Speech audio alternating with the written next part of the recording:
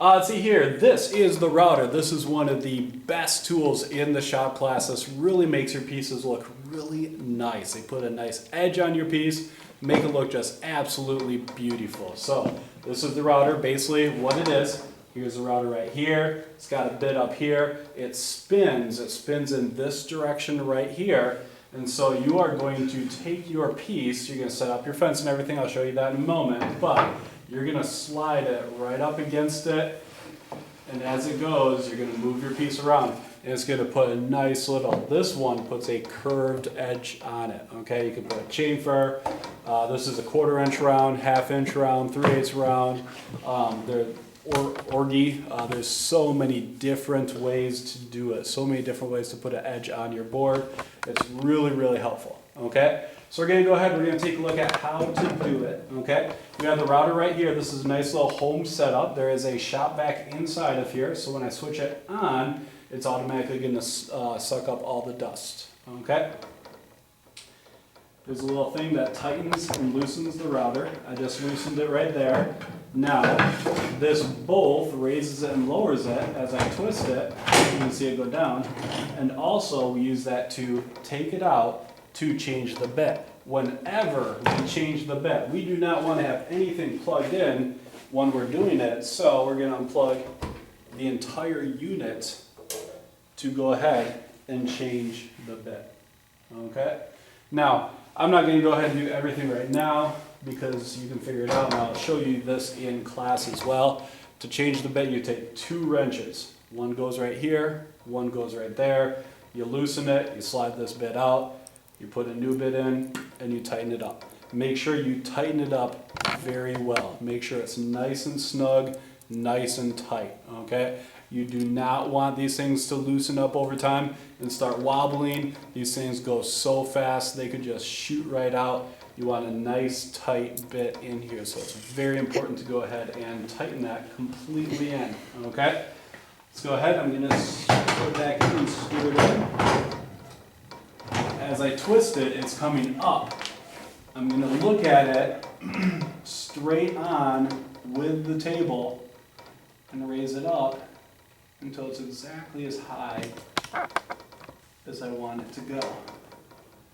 I'm going to go ahead, tighten it in. Once again, tighten it in nice and solid, nice and snug. You don't want this thing, you don't want this motor shaking around as you run your piece of wood through. Okay? So I have it at a nice height. Now I have 2 more things I have to adjust. This right here is the fence. I'm going to go ahead and slide it forward until I'm looking down the fence and I just see the end of that bearing. Our piece, our wood is going to ride against that bearing, and that keeps it from going too far into it.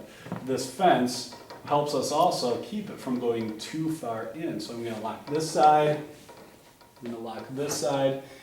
Make sure your fence is nice and locked in when you're going to run your piece through. Then, we also want this thing right here. This thing keeps your piece from flying up, from getting out of control. So, we're going to loosen it, drop it down, pull it up maybe a 1/16 of an inch just so it's not binding on our piece of wood here. Lock it in, both sides, and we're ready to go. We have a nice router bit, okay? I can just push it through, and hopefully it'll give us a nice, good, round edge on there, okay? One thing you're gonna wanna do though, is always test it. You don't ever send your piece that you wanna use, you don't ever send it through. You grab some scrap and you test it first. Very important, make sure you remember to plug it in before you run your scrap through.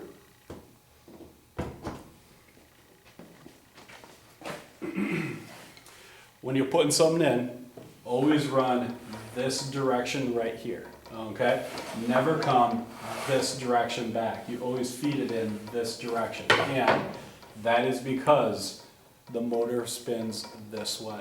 I do want to reiterate once again, make sure that the bit is nice and tight in there and the motor is nice and tight in there just to make things nice and safe. I'm going to turn it on.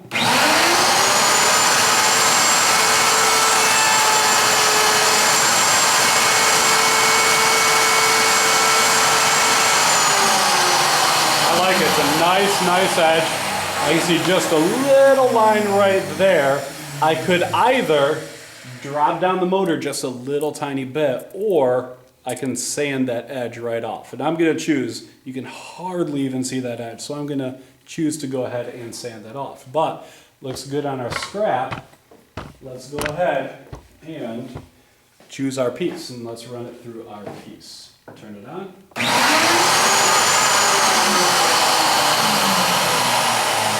Forgot to give you a finger length on this one. The finger length is 6 inches. Do not have anything within 6 inches of that blade anytime that the machine is plugged in. Okay, once again, I have to reiterate, make sure you unplug the machine when you change the bit, because you don't want it just to turn on.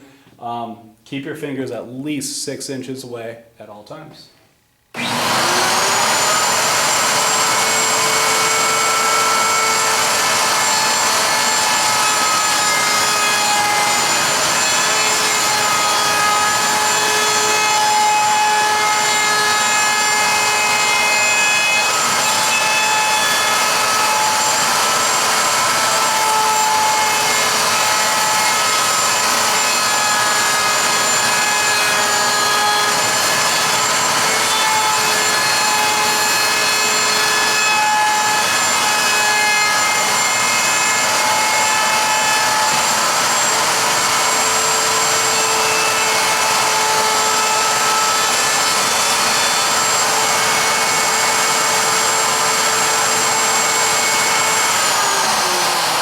There we go, nice, beautiful curved edge.